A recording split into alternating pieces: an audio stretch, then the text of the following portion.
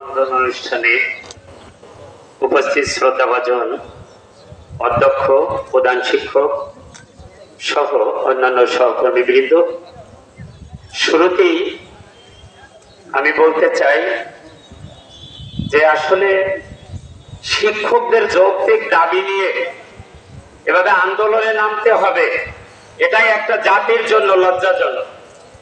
একটা জাতিকে গড়ে তুলতে হলে সর্বাগ্রে তার শিক্ষাকে এবং শিক্ষার মেরুদণ্ড শিক্ষকদেরকে সর্বোচ্চ জায়গায় না রাখতে পারলে, সর্বোচ্চ সম্মান দিতে না পারলে, তার অর্থনৈতিক নিরাপত্তার কথা যদি একটা জাতি ভাবতে ব্যর্থ হয়, বাস্তবায়ন করতে ব্যর্থ হয়, সে জাতি কোনোদিন বিশ্বের দরবারে মাথা তুলে দাঁড়াতে পারে না।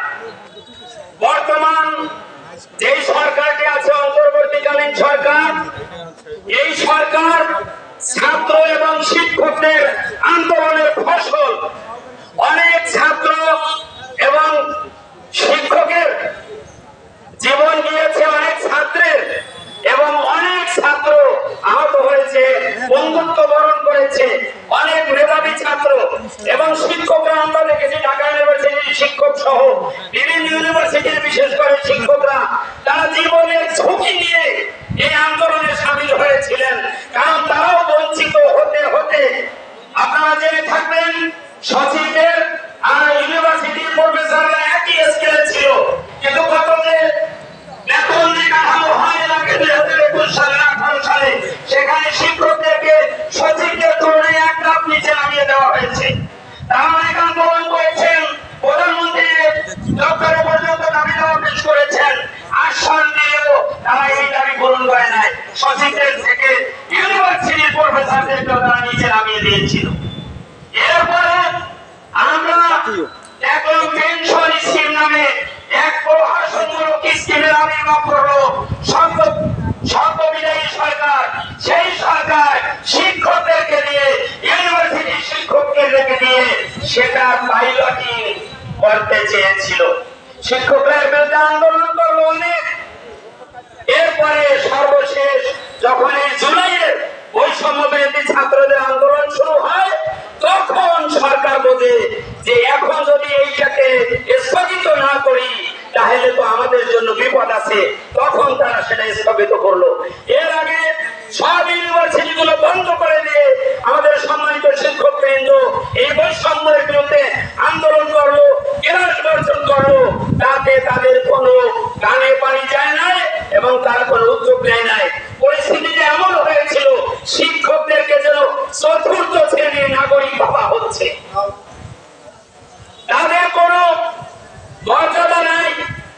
আজকে আমি দেখতে পাচ্ছি অনেক সহকারী শিক্ষক, এমনকি ঢাকা ইউনিভার্সিটি থেকে পাস করা, এবং অনেকে এত মেধাবী ছিল জেলা হাই স্কুলের শীর্ষ স্থানে 6 থেকে 10 পর্যন্ত এত বড় বড় মেধাবীরা আজকে বেসরকারি শিক্ষার যাতা করে আটকা পড়ে তারা এমন অবস্থায় আছে, একজন প্রধান শিক্ষকও তার পরিবারটা তার মৌলিক চাহিদাতে আছে সেটাও পূরণ করতে হিমশিম খাচ্ছে, সেটা পূরণ করতে পারছে না। সুতরাং আমি বলছি বর্তমান যে সরকার আছেন, এই সরকারের প্রধান যিনি, তিনি ইউনিভার্সিটির শিক্ষক ছিলেন। এই সরকারের আইন উপদেষ্টা, তিনি একজন শিক্ষক। এই সরকারের অর্থ উপদেষ্টা, শিক্ষা উপদেষ্টা, তিনিও ঢাকা ইউনিভার্সিটির শিক্ষক ছিলেন। এবং এই সরকারের 2 জন ছাত্র উপদেষ্টা রয়েছে মন্ত্রী মর্যাদায়।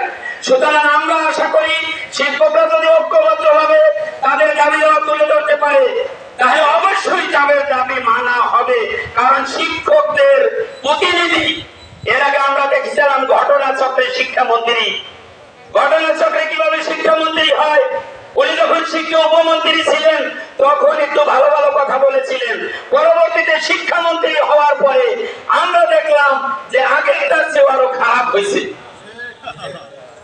সম্মানিত হাজিরিন, এই জন্য আমরা এখন মনে করি এখন যে সরকার সেটি আমাদেরই সরকার, শিক্ষক ছাত্রদের আন্দোলনের ফসল সরকার। সুতরাং এই সরকারকে আমরা বিব্রত করতে চাই না, রাজপথে আমরা দখল করতে চাই না, আমরা প্রপার চ্যানেলে তাদের সামনে আমাদের দাবি দাওয়া তুলে ধরতে চাই এবং অবশ্যই আমাদের দাবি পূরণ হবে। এবং এখানে যতগুলো শিক্ষক সংগঠন থাকুক, ঢাকা ইউনিভার্সিটি যেমন ডক্টর শিখেছি তোমরা পিছপা হবে না, জীবন গেলেও সফল না হওয়া পর্যন্ত ফেরবা না। আমরা অবশ্যই ছাত্রদের থেকে শিক্ষা গ্রহণ করব। তারা যখন দল মত নির্বিশেষে সবাই মিলে আন্দোলন করেছিল, আমরাও গোটা শিক্ষা পরিবার, এই যে বেসরকারি শিক্ষা পরিবার একই পতাকা তলে, একই ছাতার তলে ঐক্যবদ্ধ হয়ে প্রপার চ্যানেলে আমরা অবশ্যই আমাদের কথাগুলো তাদের কাছে পৌঁছানোর চেষ্টা করব আমাদের নেতৃবৃন্দের নির্দেশ অনুযায়ী, এবং অবশ্যই আমরা সফল হব এই আশাবাদ ব্যক্ত করে এই আয়োজনের উদ্যোক্তা যারা সকলকে ধন্যবাদ জানিয়ে আমার সংক্ষিপ্ত কথা শেষ করছি। আসসালামু আলাইকুম ওয়া রাহমাতুল্লাহ।